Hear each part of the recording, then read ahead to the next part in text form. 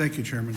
Chancellor, PASSHE construction projects are required to adhere to the Separations Act and prevailing wage requirements. How much do you estimate these requirements increase the system's construction and deferred maintenance costs? You have that? I don't have an estimate of how that act would impact us. As you are aware, Department of General Services performs their capital projects for us, so that would probably be better posed to them. I would like to find out, either through you or DGS, but does PASSHE require contractors to enter into project labor agreements? Prevailing wage, is that? Project labor agreements as a condition of participating. Are you referring to prevailing wage? No, it's a condition that you have to have unionized labor basically working for you, or. No, we do not require that as part of our contract processes. Right. I am hearing that the construction costs are significant. There's a significant difference. Just one in my area, the cost of a concrete finisher is about 3 times the going rate, and you've got a lot of good contractors that are capable, they're safe, they're operators, that kind of thing. Do you think that if you were given some options to be able to reach out to some of those independent contractors, that it would give you savings that could impact and help the university out on those maintenance and capital projects?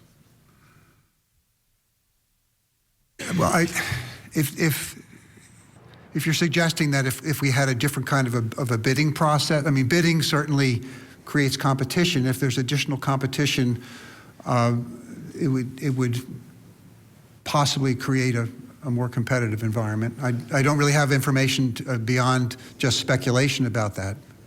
I lost Mansfield, but it's only right on the border of my district. I also, when I went from the House, I lost IUP. But I've got Clarion just outside my district. I've got Lock Haven. There's a lot of good contractors around ready and willing and able to work that would definitely benefit from being able to compete for the type of work that you guys do. Quickly, well, I'm gonna have to skip to one final thing. Now, Chancellor, I know you weren't here for this last year, but one of the things that we noted in the budget was a constitutional requirement to have projections going out for 5 years. The governor lined you out on the budget last year, and so there were no ongoing projections.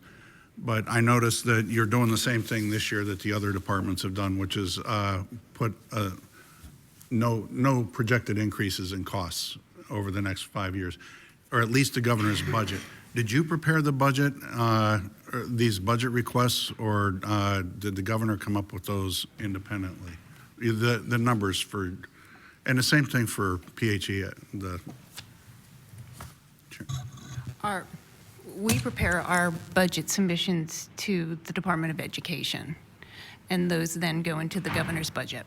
Is there a reason why you didn't include the projected increases for the next 5 years?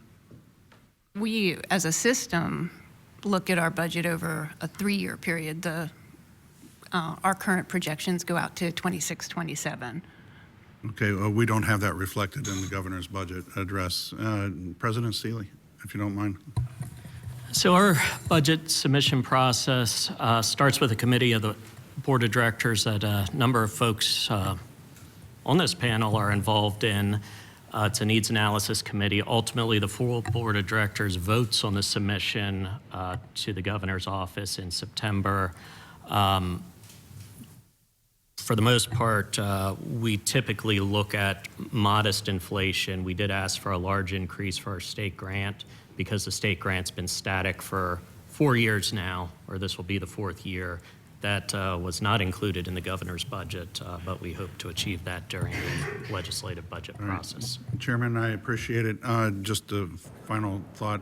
We brought this up in all the committee hearings last year, and for the fact that we're not seeing those projected increases, to me, is problematic. I understand you operate on a 3-year budget, Chancellor, but this issue needs to be addressed because it's a constitutional requirement. Article 8, Section 12.